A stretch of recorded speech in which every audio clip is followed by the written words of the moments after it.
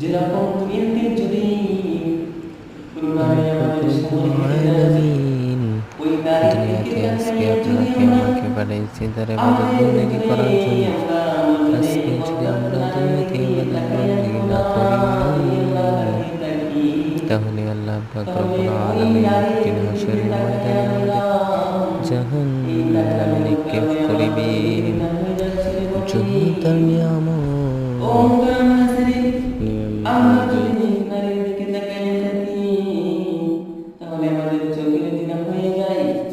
চোখের জিনা আছে, হাতের জিনা আছে,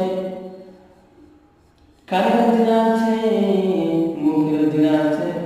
এই জন্য মুহতারাম হাজিরিন, যদি কোন নারী হেঁটে যায় তাহলে আমরা তার দিকে তাকাইব না, বরং আমরা নিজেরা নিজের চোখ, নিজের নফসকে হেফাজত করব।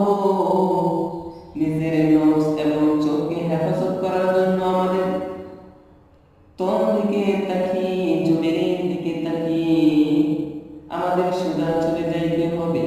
আর যদি আমরা তাকাই তাহলে আমরা গুনাহগার হয়ে যাব।